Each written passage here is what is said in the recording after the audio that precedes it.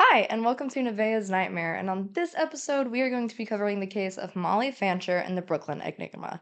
Disclaimer: eating disorders are talked about in this episode.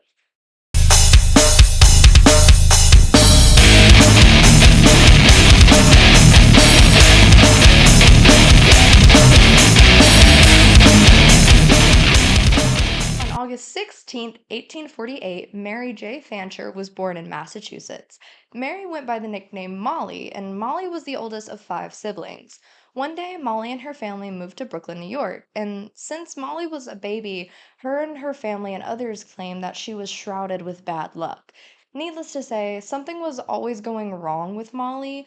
Not only was Mollie dealing with her own misfortune, but her mother died very early in her life. Her mother was prone to bouts of illness and was sick almost all the time. Then one day the sickness just took her. Her mother's last wish was for her sister Susan to take care of Mollie. Susan and Mollie's mother knew that Mollie was going to need help for the rest of her life. After her mother's passing, Molly's father remarried and left his children with Susan. And while living with Susan, Molly went to a private school and a seminary school. But when Molly turned 16, she started to have some really weird health issues. Her issues and illnesses included intensive and strange migraines, intense fainting spells, the inability to keep food down, tremendous weight loss, and she became really weak. When Molly was seen by a doctor, she was told all of this was just indigestion, and her prescription was to go horseback riding. Also, please keep in mind that this was, the 1860s, so. Molly was horseback riding per doctor's orders, and according to the people who would see her riding, she was really good at it, but her condition worsened. One day in May of 1864, Aunt Susan had a bad feeling something was going to happen to Molly, and she was right. While horseback riding, Molly dropped her rein and bent over to pick it up while the horse was still in motion. This freaked the horse out and bucked her forward. Molly landed by breaking a few ribs and smashing her head into the pavement. The doctor who examined her later stated that she was saved by the big wool hat that was almost thick enough to be a helmet. After the accident, she was told to be on bed rest for 2 months, but she ended up needing to stay for four. The incident further worsened her appetite and made it harder to keep food down, and not to mention, she became even more weak and frail. She also started to struggle with her vision, and this worsened her migraines. Around a year later, Molly started to feel a bit better, but one day in the summer, her Aunt Susan once again got a bad feeling something was going to happen to Molly. One day in June, Molly was riding in a streetcar when she went to get out of the car and it started moving again. She fell and landed on the ground, but her hoop skirt got caught in the car and she was dragged a block down the street while repeatedly hitting her head. Eventually, the car stopped, and Molly was left with several broken ribs, a new head injury, a spine injury that left one of her legs paralyzed, and even worse vision. Her left arm was experiencing spontaneous paralysis and now a lung infection. Doctors even quoted her nervous system had been deranged. After this, doctors announced that she would die shortly. Molly and her aunt Susan invited all of Molly's friends over for a sort of morbid goodbye party, and she appeared to be dead shortly after. Her aunt Susan told the doctors not to call a time of death because Molly was still alive, but in a trance. Susan then explained to the doctors that Molly recently had been going into these trances that would last hours or even weeks. Allegedly, she went into a 9-year trance, and the doctor met her and presumed she was dead. For the first 6 years of her trance, her body was deathly cold and she showed no signs of respiration. Not only that, her eyes remained closed and almost had an untraceable pulse. Her trances included her muscles seizing up, then her falling asleep for the next few hours, and waking up and seizing again. The doctor of the family tried to help Molly, but in reality, he was using shock therapy, ice baths, and even rolled her in wet sheets and pretty much waterboarded her. And later in Molly's life, she recalled that she was aware of all of it. In 1866, she had another crisis. She had a spasm or a seizure that led her to lose all of her senses. She couldn't see, hear, smell, or touch. Her throat had also permanently seized up so she could no longer eat, drink, or talk. While Molly was locked in her own brain, she developed a second sight.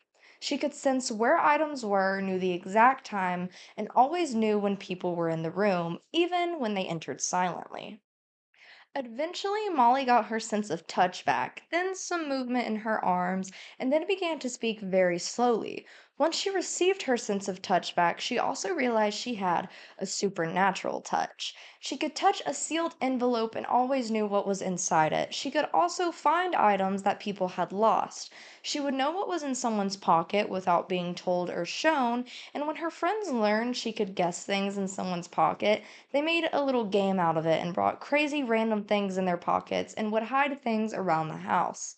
She could also predict the weather, knew when storms were coming in, and knew who was at the door before they even knocked. She also had visions of what was going on in other areas, almost like an astral projection. She could see where her friends were, what they thought about, what they were doing, who they were with, what they were wearing, and then would report back to her friends. Even though Molly was having fun knowing all the gossip in town, this still left her with spasms that left her bent like a hoof and her toes touching her head. Also, to be noted, she had not been eating or drinking this entire time.